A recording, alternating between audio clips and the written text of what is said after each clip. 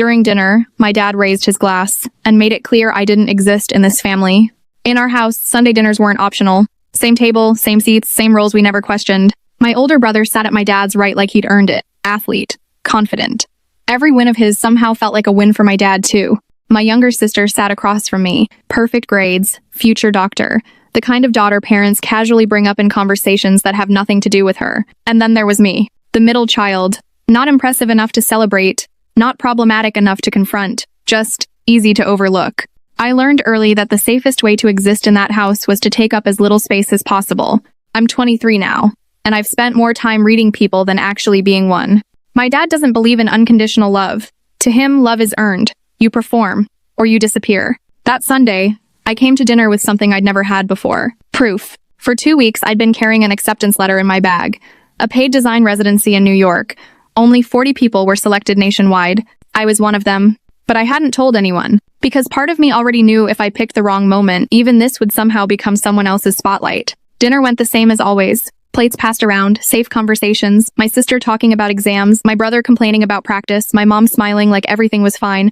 I stayed quiet. Then my dad picked up his glass. He only does that when something is worth recognizing. He's never done it for me. I want to say something, he said, and the room immediately quieted. He looked at my brother first.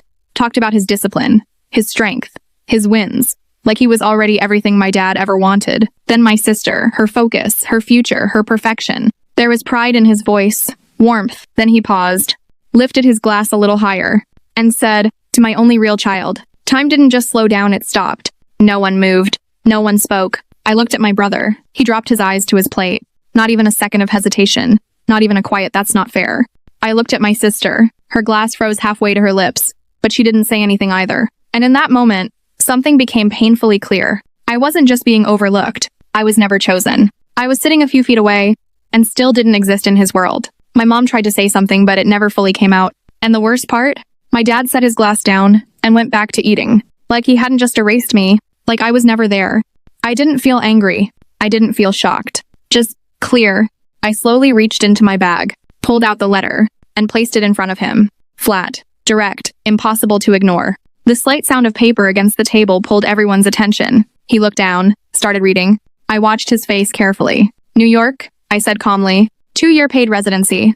Only 40 people got in. I was one of them. Silence again. But this time, it felt different. My sister spoke first, her voice unsteady. "Wait, that's huge." My brother sat up straighter. "You're serious? That's insane." I just nodded. Then I looked at my dad. For the first time that night, there was a reaction on his face. But it wasn't pride. It wasn't even surprise. It was calculation. Like he was trying to figure out if I was suddenly worth acknowledging. And that's when everything finally made sense. He was never looking for my value. He was deciding it, and I was done letting him. I folded the letter, put it back in my bag. Then I met his eyes. "I know I'm not what you wanted," I said quietly, "but I stopped needing you to choose me a long time ago." No one spoke. But this silence wasn't heavy anymore. It was final. "I just thought you should know." I pushed my chair back, said goodnight to my mom. She hugged me a little longer than usual, tighter, like she understood something had changed. 6 weeks later, I drove to New York. The same letter was still in my bag, but it wasn't proof anymore. Not approval. Not permission.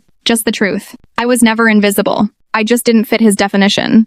And that night, I stopped trying to. If someone wants to see me, they'll have to look where I'm actually standing. I'm not shrinking myself just to be visible anymore.